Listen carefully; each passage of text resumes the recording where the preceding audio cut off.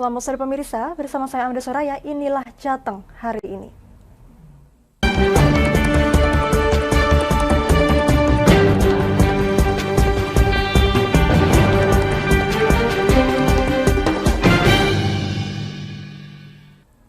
Berdasarkan analisis dari Stasiun Meteorologi Maritim Tanjung Emas Semarang, memberikan imbauan kepada masyarakat mengenai adanya potensi peningkatan tinggi gelombang di wilayah pesisir utara Jawa Tengah untuk 3 hari ke depan.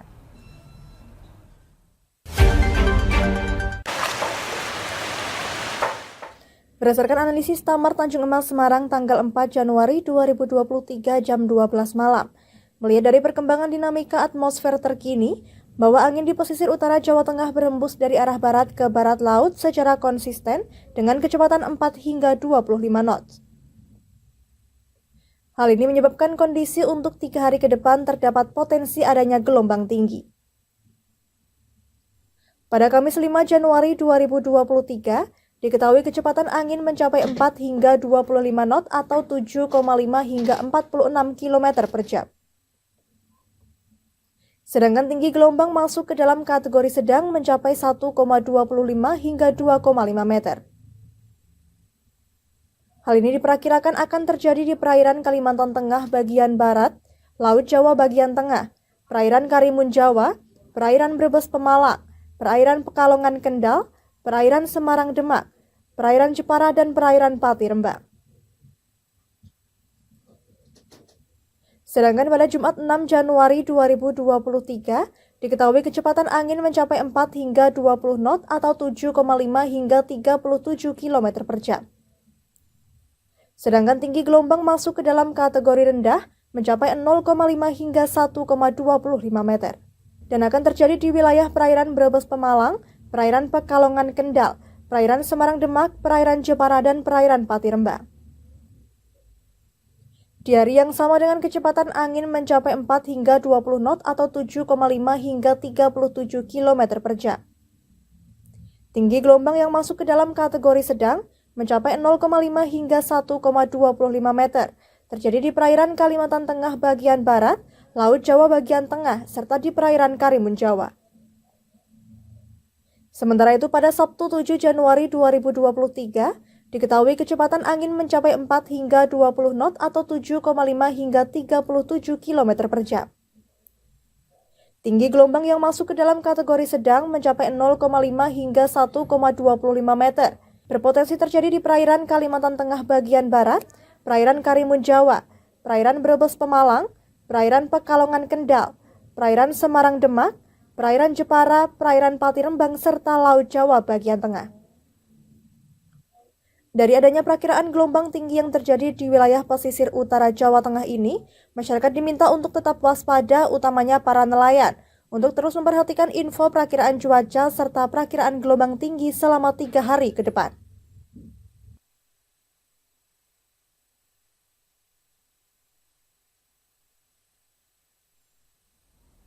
Kami akan jeda sejenak pemirsa, tetap bersama kami di Jateng hari ini.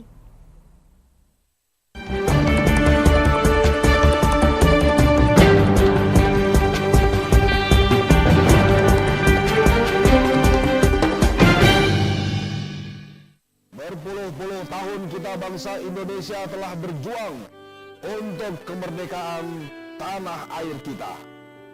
Mengupas sejarah Indonesia yang penuh makna. Merdeka atau mati. Berbagai informasi sejarah yang ada di Indonesia, sejarah tradisional warisan bangsa. Semua terangkum dalam Aku Indonesia, setiap Senin sampai Sabtu jam 7 sampai jam 11 siang, hanya di Lingkar TV. Tidak hanya para pengguna, Polda Jateng beserta jajaran membasmi pengedar dan bandar yang cukup meresahkan. Puluhan pelajar dari SMP Negeri 1 Gringsing, Kabupaten Batang, Jawa Tengah, menjadi korban pencabulan oleh oknum guru agama setempat. Merangkum semua peristiwa sebagai berita yang penuh fakta. Bersama Amanda Soraya, inilah Jateng hari ini, setiap Senin hingga Sabtu jam 9 malam, hanya di Lingkar TV.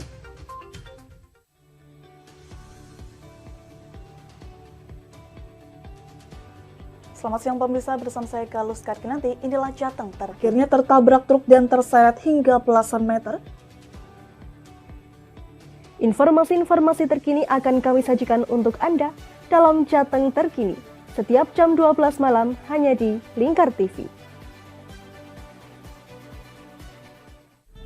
Oke, kembali lagi di Ngobrol Inspirasi. Kini Kak Uns akan menemani sore Anda dengan topik-topik yang menarik. Adik, kita tak selamanya indah, adik. Kayak gitu ya. Ngopi, ngobrol inspirasi setiap hari Selasa jam 3 sore hanya di Lingkar TV.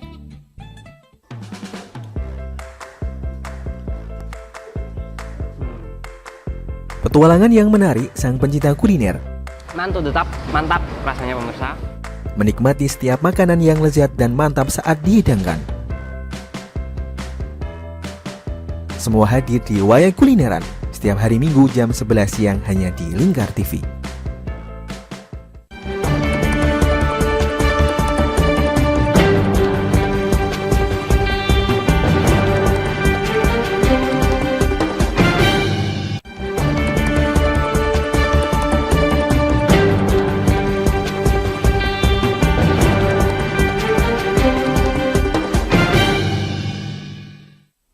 Ya, masih bersama Jateng hari ini pemirsa. Rentetan bencana hidrometeorologi di Indonesia khususnya di Jawa Tengah tentunya tidak serta-merta terjadi lantaran perubahan iklim. Ya, memang benar pemanasan global juga menjadi pemicu perubahan iklim. Namun manusia dalam hal ini juga memiliki kontribusi dan perannya dalam menanggulangi terjadinya bencana dan mampu menahan diri untuk tidak merusak lingkungan. Kami akan membahasnya kali ini sudah bersama kami secara virtual Dr. Mila Karmila selaku aktivis dan pemerhati lingkungan sekaligus Kaprodi Perencanaan Wilayah dan Kota dari Universitas Sultan Agung Semarang. Ya, selamat sore Bu Mila. Sore Mbak. Ya, Bu Selamat Mila sore ini juga. melihat banyak sekali bencana alam utamanya banjir dan tanah longsor di wilayah Jawa Tengah nih. Apakah ini termasuk kelalaian manusia dalam menjaga alam atau seperti apa Bu? Iya, sebenarnya tidak bisa hanya dilihat dari alam ya, karena saya pikir itu sudah terjadi bukan hanya sekarang. Artinya itu kalau alam yang disalahkan, berarti kita tidak pernah belajar dengan kondisi dari tahun ke tahun. Tapi pasti ada ada juga eh, terkait dengan pembangunan yang tidak ramah terhadap lingkungan, khususnya mungkin di daerah-daerah yang berada di kawasan yang di perbukitan dan sebagainya. Selain itu mungkin karena juga penataan ruang kita yang juga tidak patuh terhadap apa yang ada di dalam rencana tata ruang itu sendiri, begitu kira-kira Mbak. Ya, Bu, apakah ini ada korelasinya antara deforestasi atau hilangnya area hutan dengan terjadinya bencana alam ini, Bu Mila? Bisa, ya itu salah satu sebab. Jadi artinya kan kalau kita melihat sebenarnya tidak bisa disalahkan hanya karena deforestasi hutan begitu ya, hilangnya hutan. Tapi juga harus dilihat di daerah hilirnya, apakah kemudian juga di hilir itu tidak terjadi kegiatan yang kemudian menyebabkan terjadinya banjir begitu ya, sehingga harusnya pembangunan-pembangunan yang ada di bawah kemudian juga harus diperhatikan pembangunan-pembangunan seperti apa yang kemudian bisa menjaga agar tidak terjadi bencana seperti banjir ataupun penurunan muka tanah ataupun rob. Jadi artinya ya ini seperti siklus dari hulu sampai dengan di hilir, kira-kira begitu Mbak. Apakah artinya memang terjadi kegagalan kita bersama dalam pengelolaan hutan dan alam sehingga dampaknya menjadi bencana yang bisa dikategorikan merata di Jawa Tengah, Bu Mila? Iya, memang kita tidak. Sebenarnya kan sudah ada namanya rencana tata ruang ya. Rencana tata ruang itu harusnya memang mengikat seluruh masyarakat ya, pemerintah termasuk kemudian pengusaha termasuk di dalamnya, kemudian masyarakat juga. Artinya bagaimana kita menjadikan rencana tata ruang ini sebagai panduan untuk hidup yang lebih baik. Lah kita harus mematuhi apa yang sudah kita buat, kita rencanakan dan sudah diatur kemudian menjadi peraturan daerah yang itu mengikat semua masyarakat yang ada di dalamnya. Nah, sayangnya mungkin saya juga tidak bisa kemudian mengatakan bahwa mungkin ada yang tidak patuh terhadap rencana tata ruang itu, sehingga ada deforestasi, kemudian ada pembangunan di wilayah pesisir yang tidak sesuai, atau ada misalnya ada pengerukan atau namanya pendangkalan sungai atau kali yang di tengah dan sebagainya, kira-kira begitu, Mbak. Ya, mungkin selain deforestasi tadi, apakah Jawa Tengah saat ini memang mengalami kritis daerah aliran sungai, Bu? Iya, iya, karena itu tadi ya, karena di daerah hulunya di atas yang tadi disampaikan deforestasi, yang kemudian tidak ada lagi daerah-daerah tangkapan air, itu kan akhirnya air yang harusnya masuk ke dalam tanah begitu ya, kemudian langsung turun ke daerah yang bawahnya sehingga limpasan air itu semakin cepat. Nah, selain itu kemungkinan saja saluran-saluran drainase yang ada saat ini sudah tidak mencukupi, debit airnya sudah sangat tinggi sehingga tidak bisa lagi ditampung oleh saluran-saluran drainase. Selain itu juga kemungkinan saluran drainase itu juga seringkali tersumbat sampah sehingga harusnya air itu bisa masuk ke saluran drainase, namun karena sampah yang begitu banyak itu menghambat air untuk bisa masuk ke dalam saluran drainase. Oke, nah kalau tadi kan dari faktor alamnya, bagaimana dari tata kota sendiri? Sebenarnya apakah sudah sesuai aturan? Apakah sudah memperhatikan AMDAL atau bahkan sebaliknya, terutama di wilayah-wilayah industri, Bu Mila? Iya, kan sebenarnya kalau melihat rencana tata ruang itu memang tidak semua kawasan bisa dijadikan kawasan industri ya. Hanya kawasan-kawasan yang jauh dari pusat-pusat kota itu yang bisa menjadi kawasan-kawasan industri.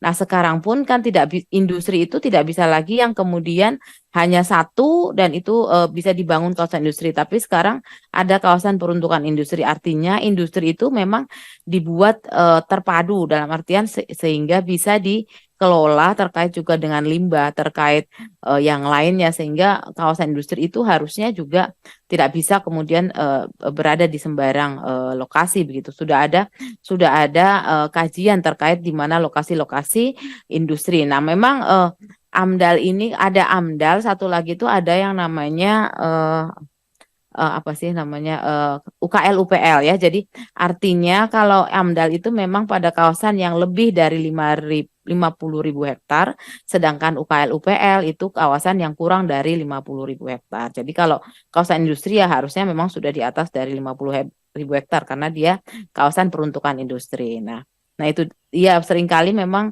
kalau di awal-awal memang kawasan industri berada pada beberapa tempat, tapi mulai dari sekitar tahun 2010-an itu kan sudah ada penempatan kawasan yang sudah sesuai dengan peruntukannya. Hanya memang kadangkala jumlah kawasan industri yang sudah cukup banyak juga yang itu kemudian menyebabkan pengambilan air bawah tanah itu jadi semakin banyak, dan ini juga memperparah kawasan yang ada di wilayah-wilayah pesisir, karena dengan pengambilan air bawah tanah ini akan menyebabkan terjadinya penurunan muka tanah yang cukup besar ya.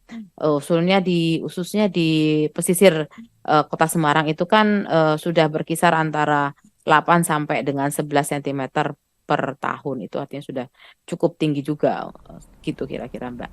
Oke, sejauh ini Bu Mila, apakah Anda sudah melihat komitmen pemerintah secara nyata dalam mengawasi aktivitas manusia untuk tidak merusak lingkungan?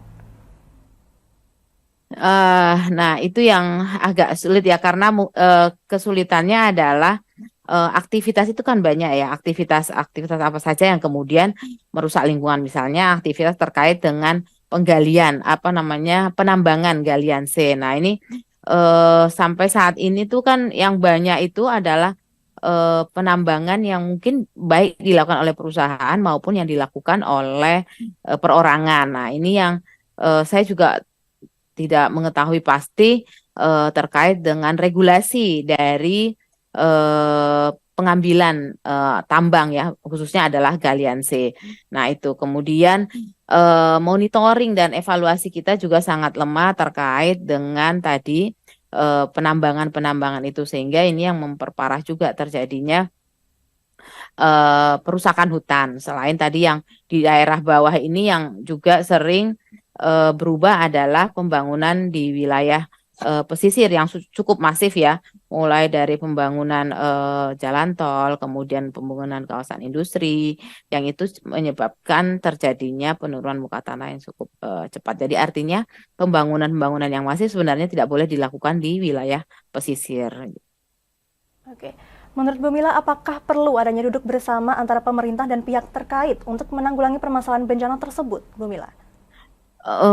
Ya pasti Mbak, itu harusnya memang harus ada koordinasi ya, koordinasi antara semua pihak, baik pemerintah, kemudian juga pengusaha maupun masyarakat yang terdampak. Sampai saat ini kan masyarakat itulah yang paling merasakan dari bencana hidrometeorologi ya hari ini gitu loh ya. Jadi yang paling terdampak kan adalah masyarakat yang khususnya yang berada di wilayah-wilayah pesisir ya, wilayah pesisir sampai dengan tengah ya. Karena kan sudah banjir itu sudah naik sampai di wilayah yang ada di tengah begitu.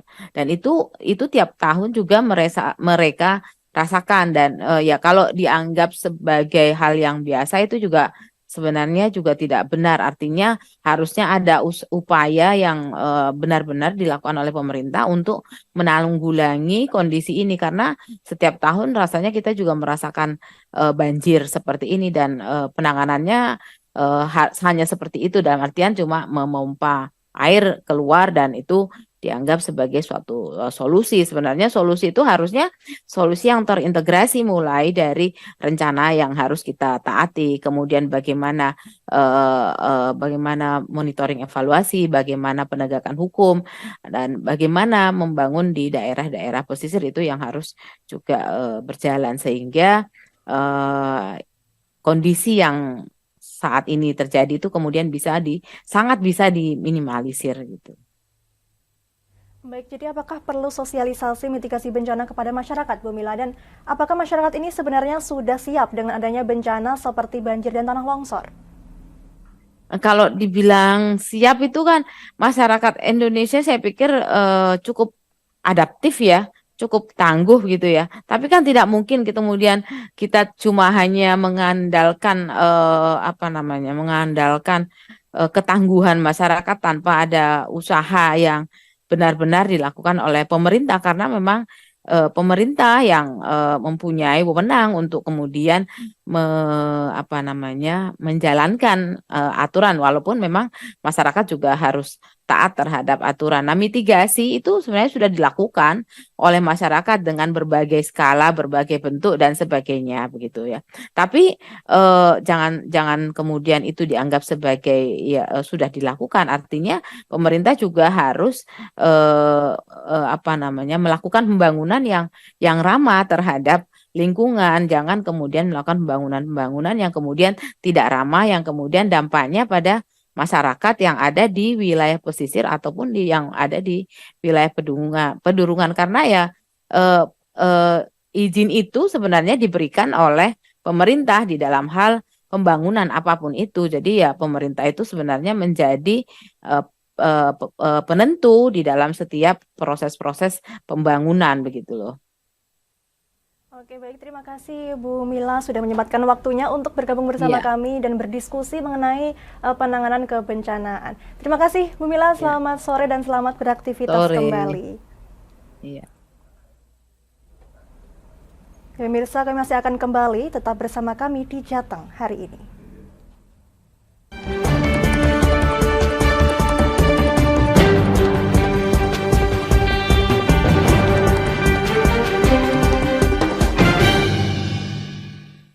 Berpuluh-puluh tahun kita bangsa Indonesia telah berjuang untuk kemerdekaan tanah air kita. Mengupas sejarah Indonesia yang penuh makna. Merdeka atau mati. Berbagai informasi sejarah yang ada di Indonesia, sejarah tradisional warisan bangsa. Semua terangkum dalam Aku Indonesia, setiap Senin sampai Sabtu jam 7 sampai jam 11 siang, hanya di Lingkar TV. Tidak hanya para pengguna, Polda Jateng beserta jajaran membasmi pengedar dan bandar yang cukup meresahkan. Puluhan pelajar dari SMP Negeri 1 Gringsing, Kabupaten Batang, Jawa Tengah, menjadi korban pencabulan oleh oknum guru agama setempat. Merangkum semua peristiwa sebagai berita yang penuh fakta. bersama Amanda Soraya. Inilah Jateng hari ini, setiap Senin hingga Sabtu jam 9 malam, hanya di Lingkar TV.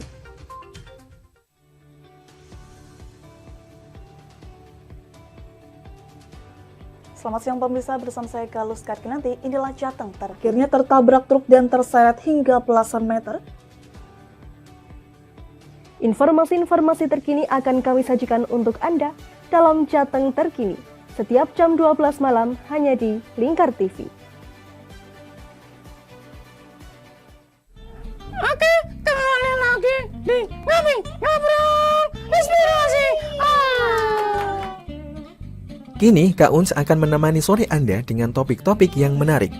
Adik, kita tak selamanya indah, adik. Kayak gitu ya. Ngopi, ngobrol inspirasi, setiap hari Selasa jam 3 sore hanya di Lingkar TV.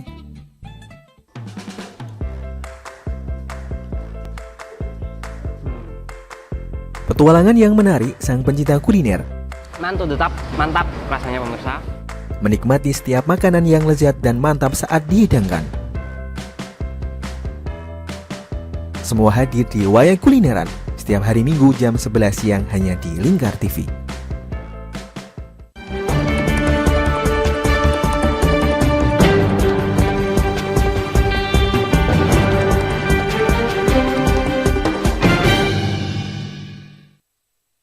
Masih bersama Jateng hari ini pemirsa, beberapa bupati di Jawa Tengah yang diketahui wilayahnya sering diterjang banjir mengadu ke Gubernur Jawa Tengah Ganjar Pranowo untuk dibuatkan embung ataupun waduk.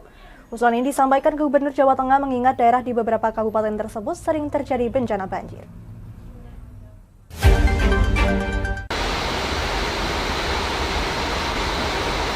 Beberapa bupati seperti halnya Bupati Kudus serta Bupati Pati Jawa Tengah mengadu dan mengusulkan pembangunan embung atau waduk di wilayahnya masing-masing yang sering terjadi bencana banjir setiap tahunnya.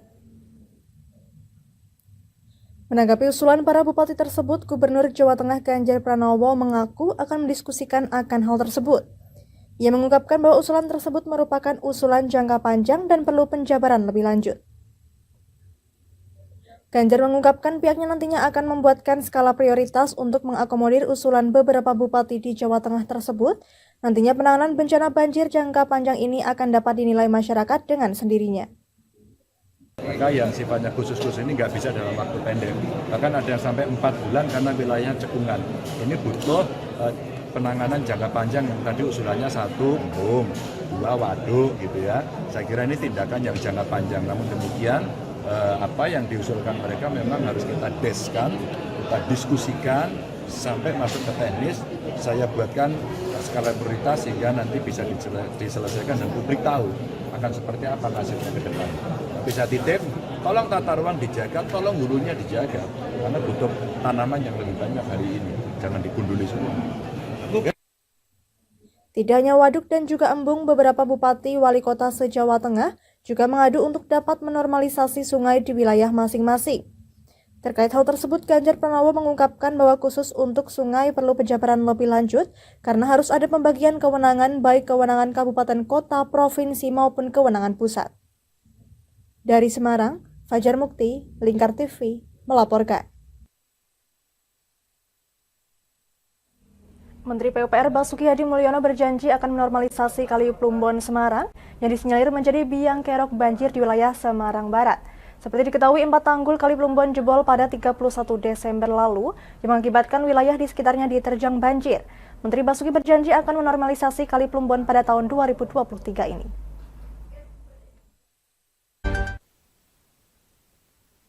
Menteri PUPR Basuki Hadi Mulyono dalam kunjungannya memantau Kali Plumbon Semarang berjanji akan menormalisasi Kali Plumbon pada tahun ini. Seperti diketahui, Kali Plumbon yang menjadi salah satu kali yang disinyalir menjadi biang kerok banjir di wilayah Semarang Barat karena pada Sabtu 31 Desember lalu 4 tanggulnya jebol. Kali Plumbon yang memiliki panjang kurang lebih 22 km hingga 23 km direncanakan akan dinormalisasi sepanjang 4,6 km pada tahun ini. Menteri Basuki menyebut normalisasi bisa langsung dilakukan jika pembebasan lahan sudah selesai. Jadi kami sebagai aparat itu menangani tanggung jawab untuk karena kebanjiran Kementerian PUPR yang bertanggung jawab untuk pengelolaan air merasa bertanggung jawab. Tapi untuk melakukan infrastrukturnya itu butuh lahan. Oke, lahannya kami bekerjasama dengan Kota Semarang, Piwali dan Ketua DPRD. Saya kira beliau-beliau sudah sepakat untuk menangani pembebasan lahan di Plumbon. Sementara itu, PLT Wali Kota Semarang Heverita Gunaryanti Rahayu mengungkapkan akan mengusahakan sepenuhnya agar dapat segera membebaskan lahan. Pihaknya mengungkapkan harus membebaskan seluas 11 hektar tanah agar normalisasi Kali Plumbon ini dapat segera dijalankan. Wis pokoknya caranya piye digeser-geserkan agar segera terrealisasi normalisasi ini. Karena kan Pak Menteri udah sangat luar biasa mensupport, ya pastinya kami juga harus bagaimana caranya untuk tetap membebaskan lahan ini bisa menjadi prioritas untuk program di Kota Semarang awal tahun ini. PLT Wali Kota Semarang berharap normalisasi Kali Plumbon ini dapat segera terlaksana. Ia mencontohkan normalisasi Kali Beringin yang sudah dilakukan sudah membuahkan hasil dengan mengurangi potensi banjir. Oleh karenanya pihaknya yakin jika Kali Plumbon Semarang sudah dinormalisasi, maka permasalahan banjir di Semarang Barat juga akan selesai. Dari Semarang, Fajar Mukti, Lingkar TV, melaporkan.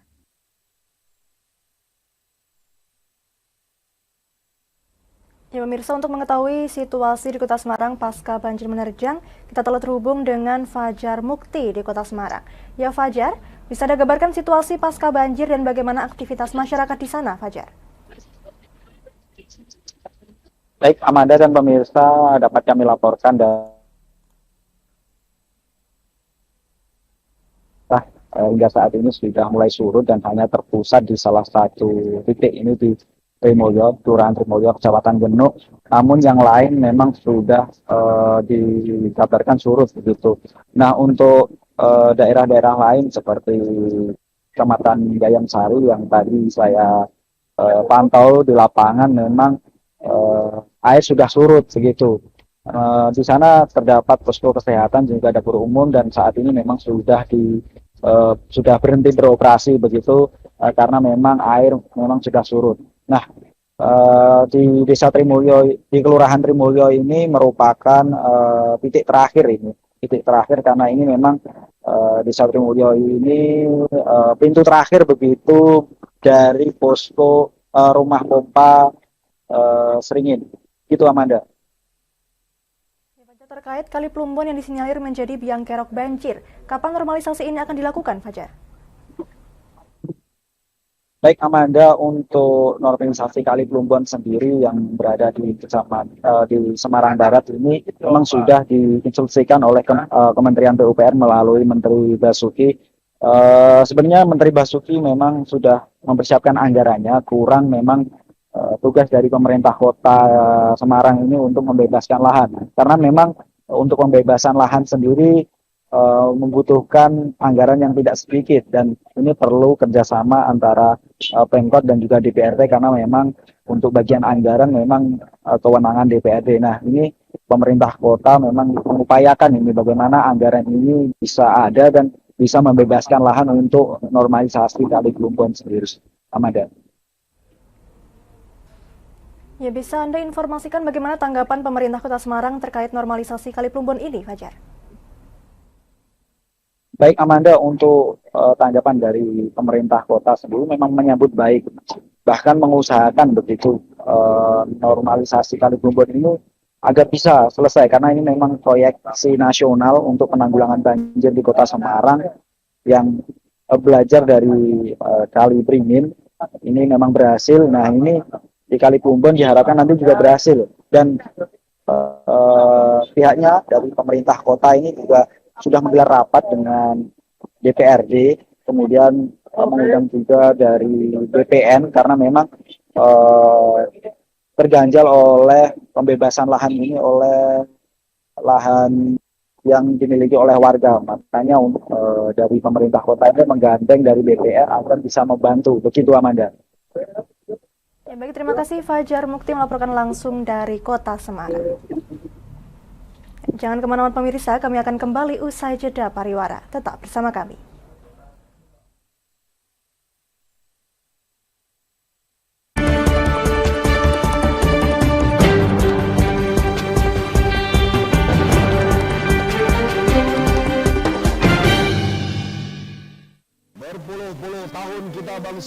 Indonesia telah berjuang untuk kemerdekaan tanah air kita.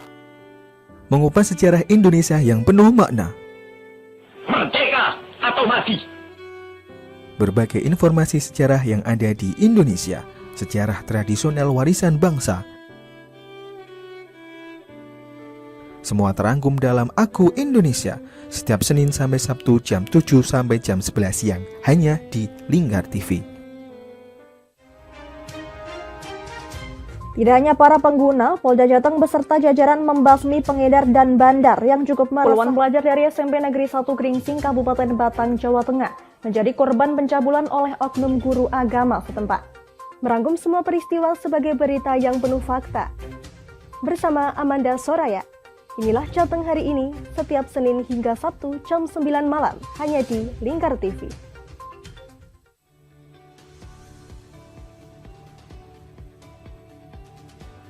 Selamat siang pemirsa, bersama saya Galus Karkinanti. Inilah Jateng akhirnya tertabrak truk dan terseret hingga belasan meter. Informasi-informasi terkini akan kami sajikan untuk Anda dalam Jateng terkini, setiap jam 12 malam hanya di Lingkar TV. Oke, kembali lagi di Ngobrol Inspirasi. Kini Kak Uns akan menemani sore Anda dengan topik-topik yang menarik. Adik, kita tak selamanya indah, adik. Kayak gitu ya. Ngopi, ngobrol inspirasi, setiap hari Selasa jam 3 sore hanya di Lingkar TV.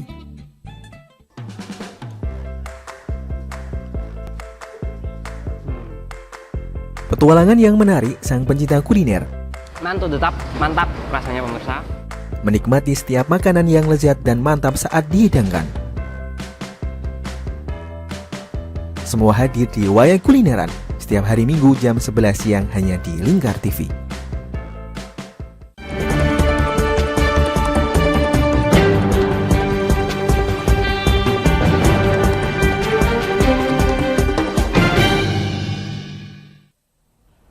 Masih bersama Jateng hari ini pemirsa, ratusan barikade besi milik Dishub Surakarta raib dicuri. Barikade yang dicuri tersebut diletakkan di ruas Jalan Slamet Riyadi dan Insinyur Juanda. Aksi pelaku saat mencuri barikade itu juga terekam oleh kamera CCTV milik Dishub Solo.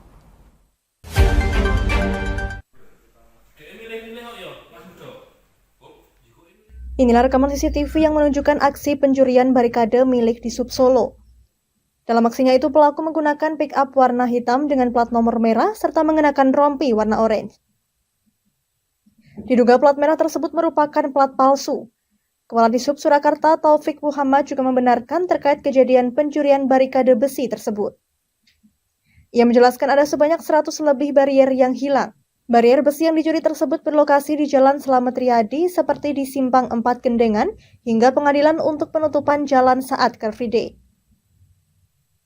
Begitu juga barier untuk rekayasa lalu lintas di Jalan Insinyur Juanda yang dicuri tersebut pada dini hari.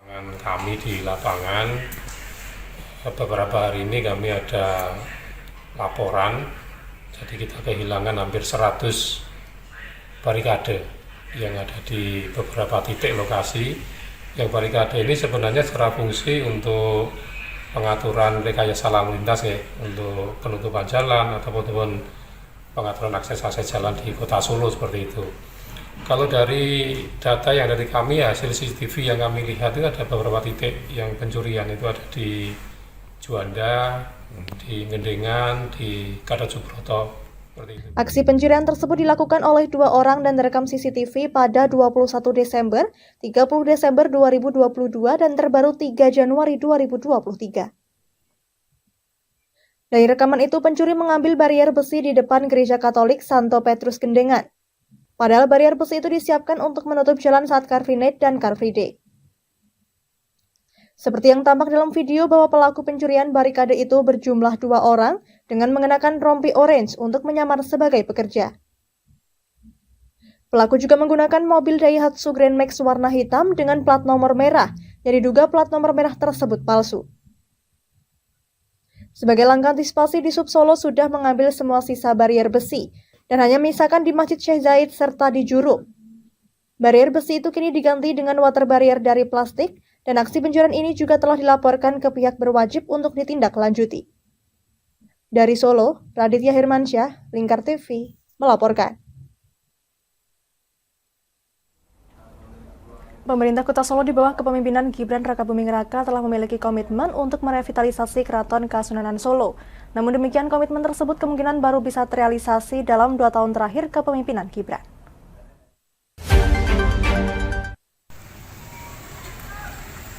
Dua kubu yang saling berseberangan di internal Keraton Solo selama bertahun-tahun itu baru sepakat untuk berdamai pada Selasa lalu.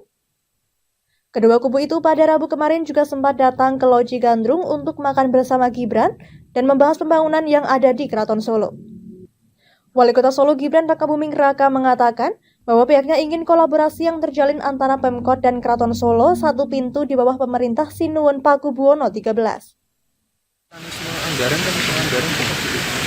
paling tapi lagi yang namanya orang mau bantu itu dua oh ya nanti melibatkan semuanya, semua kubu, semua keluarga besar dari tim cabang budaya, jadi semua terwakili ya, semua keluarga besar ya, nggak merasa ada yang disingkirkan atau dinanti.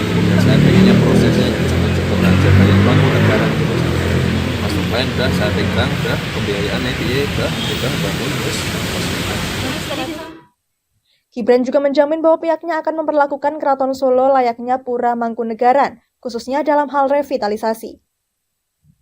Pada awal proses kolaborasi ini, Gibran juga mengajukan beberapa syarat kepada pihak Keraton Solo. Sayangnya dia enggan menyebutkan syarat tersebut. Meski telah memulai langkah awal dalam merevitalisasi Keraton Solo, Gibran mengaku masih belum lega karena proses revitalisasi baru akan dimulai. Kedepan Pemkot yang akan bertanggung jawab dalam proses revitalisasi. Gibran juga menjamin bahwa seluruh keluarga Keraton Solo bisa berdiskusi bersama dalam proses revitalisasi. Dari Solo, Raditya Hirmansyah, Lingkar TV, melaporkan. Kasus oknum wartawan yang melakukan pemerasan terhadap petugas EPBU terus berlanjut. Sebulan pasca pelaporan, kuasa hukum Nima Rodigulo kembali mendatangi Mapolresta Pati guna menanyakan tindak lanjut. Diketahui terlapor mangkir saat mendapatkan panggilan dari petugas kepolisian untuk dilakukan pemeriksaan.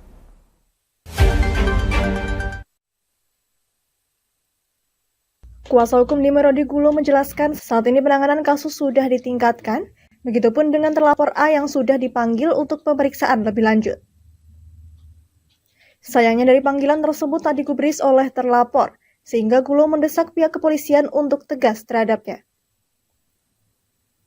Terkait adanya korban lain yang menjadi korban A, Gulo berharap agar bersama-sama mengawal kasus ini. Dirinya juga siap menjadi kuasa hukum bersama untuk menegakkan keadilan.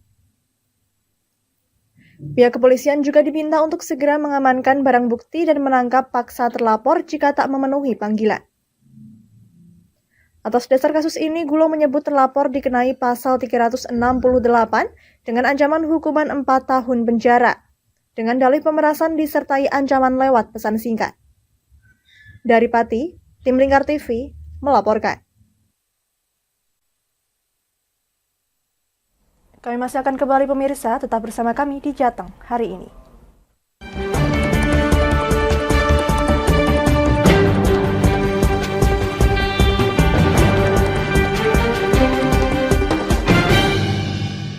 Berpuluh-puluh tahun kita bangsa Indonesia telah berjuang untuk kemerdekaan tanah air kita.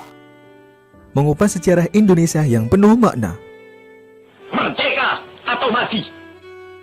Berbagai informasi sejarah yang ada di Indonesia, sejarah tradisional warisan bangsa.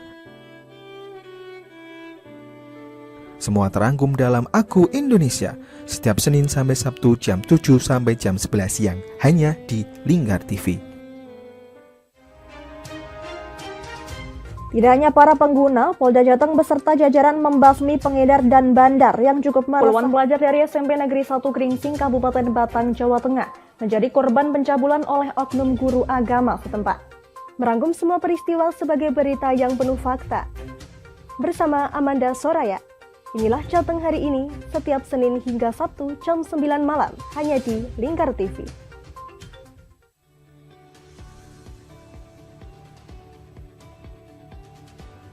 Selamat siang pemirsa, bersama saya Galus Karkinanti. Inilah Jateng terakhirnya tertabrak truk dan terseret hingga belasan meter.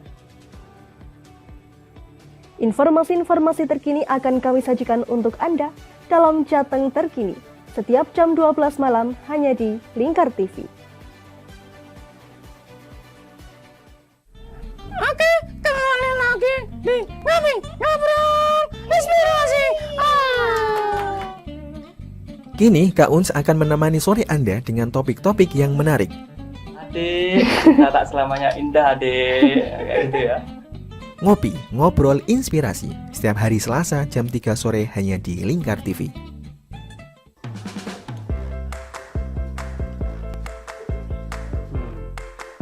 Petualangan yang menarik sang pencinta kuliner. Mantu tetap mantap rasanya pemirsa. Menikmati setiap makanan yang lezat dan mantap saat dihidangkan. Semua hadir di Wayai Kulineran setiap hari Minggu jam 11 siang hanya di Lingkar TV.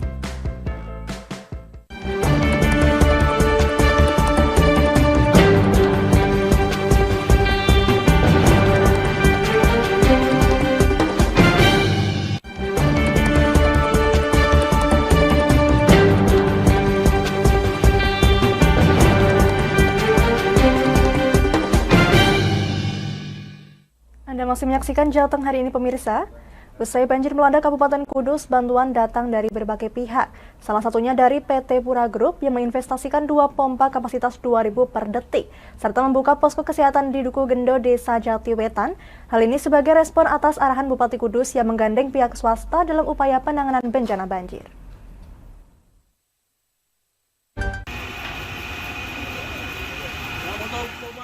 Agus Subani mengungkapkan PT Pura sudah memiliki 2 pompa polder sejak 7 tahun lalu. Pompa ini digunakan untuk menyedot genangan air di Desa Jatiwetan dan Jatikulon. Pompa dengan kapasitas 5.000 per menit mulai difungsikan pada Jumat 30 Desember 2022. Dinyalakan secara bergantian dan dengan durasi 24 jam, upaya ini belum sepenuhnya efektif. Meski begitu, saluran pipa pembuangan air yang terhubung dengan Sungai Wulan cukup tinggi, sehingga air yang tersedot masih bisa mengalir ke Sungai Wulan. 2 polder yang ada akan segera dibangun dengan mesin yang besar, serta akan ada penambahan pompa di daerah Jati Kidul. Hal ini diharapkan ketika musim penghujan dapat menyerap genangan air yang nantinya akan dialirkan ke Sungai Gelis. Jadi rencana tahun ini sudah kita investasikan untuk 1 mesin, tapi kapasitasnya 20.000. Kalau untuk 1 pompa itu investasi kurang lebih, kalau pompanya saja termasuk nanti dengan pemipaan dan sebagainya, kami berhitung kemarin untuk yang area di sini kita penarian dari sumber yang paling dalam itu kurang lebih sekitar 1,2 miliar. Selain pompa, posko kesehatan gratis juga dibangun di Duku Gendo Jatiwetan sebagai upaya penanganan kesehatan bagi warga yang enggan mengungsi dan akan dibuka mulai 5 Januari hingga banjir surut. Dari Kudus, Mutia Parasti, Lingkar TV, melaporkan. Genangan yang tak kunjung surut, warga masih enggan ke pengungsian. Alasan mencegah harta benda dan repotnya di pengungsian menjadi alasan masyarakat Dukuh Gendo, Desa Jatiwetan, dan ketinggian air mencapai 70 cm bukan halangan bagi warga.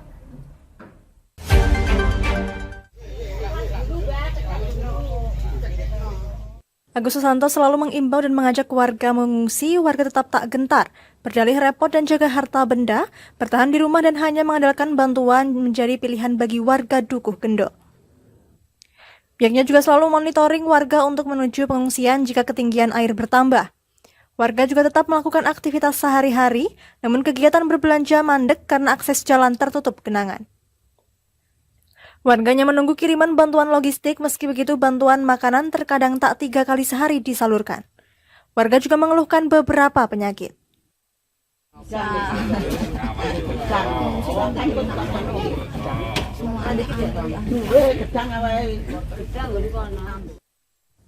Meski begitu, pihak Kepala Desa Jatiwetan berusaha mengajak warga mengungsi.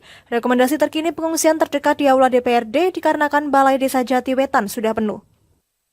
Kami apapun ke masyarakat, kami telah setiap hari kami 3 kali kami muter untuk menghimbau agar diberi keamanan dan kesehatan. Pihaknya juga berharap supaya banjir segera surut, supaya masyarakat bisa kembali ke rumah dan beraktivitas seperti sedia kala. Dari Kudus, Mutia Parasti, Lingkar TV, melaporkan. Ya, kami masih akan kembali pemirsa, tetap bersama kami di Jateng hari ini.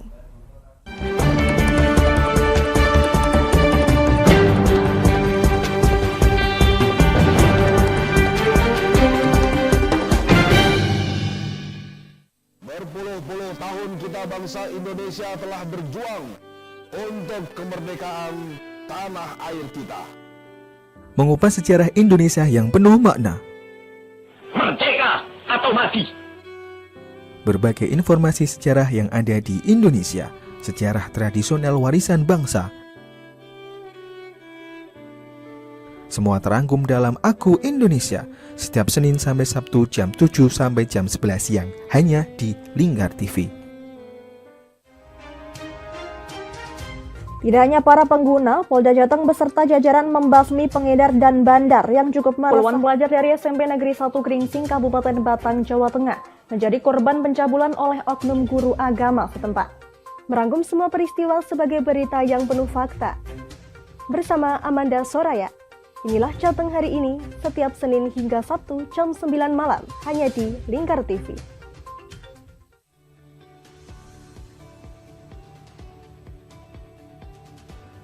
Selamat siang pemirsa, bersama saya Galus Karkinanti. Inilah Jateng terakhirnya tertabrak truk dan terseret hingga belasan meter. Informasi-informasi terkini akan kami sajikan untuk Anda dalam Jateng terkini, setiap jam 12 malam hanya di Lingkar TV.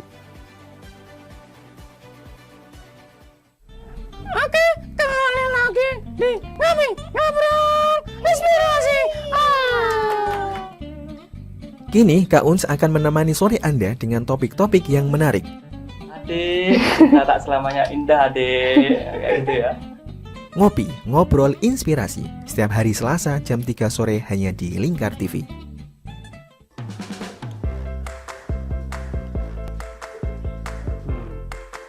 Petualangan yang menarik sang pencinta kuliner. Mantul tetap mantap rasanya pemirsa. Menikmati setiap makanan yang lezat dan mantap saat dihidangkan. Semua hadir di Wayai Kulineran setiap hari Minggu jam 11 siang hanya di Lingkar TV.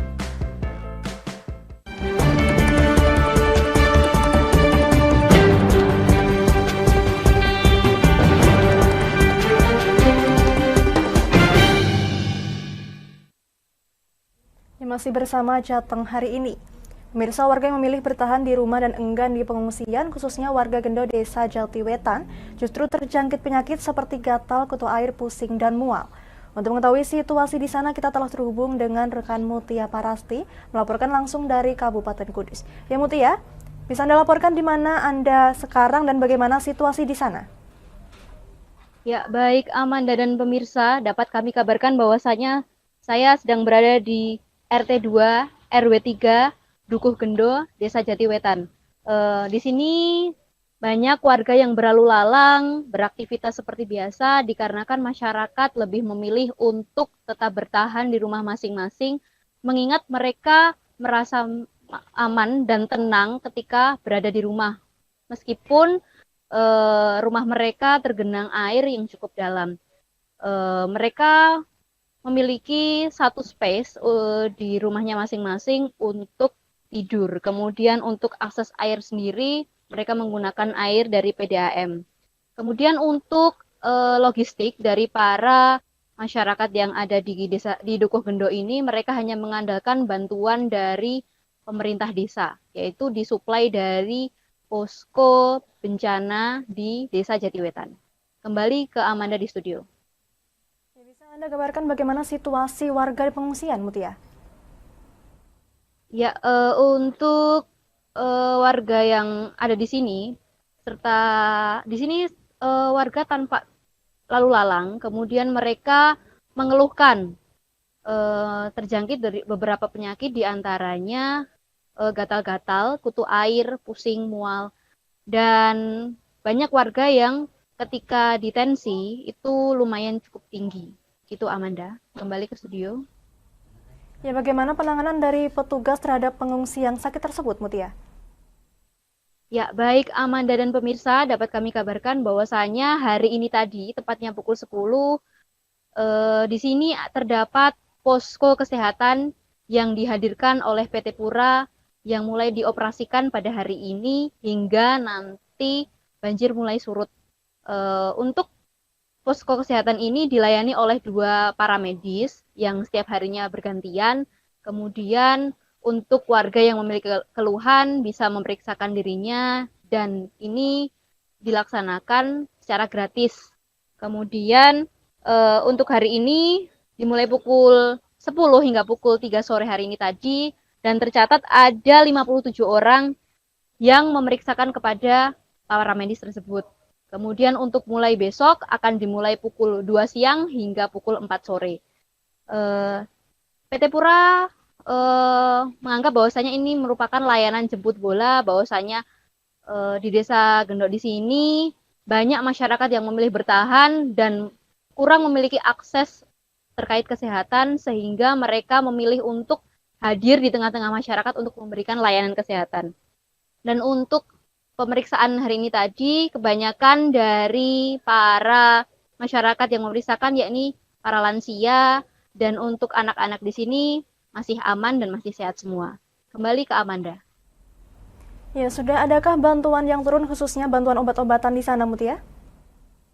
Ya, baik Amanda dan pemirsa, dapat kami kabarkan bahwasanya untuk obat-obatan hanya diterima oleh masyarakat yang memiliki keluhan saja atau memeriksakan di posko kesehatan.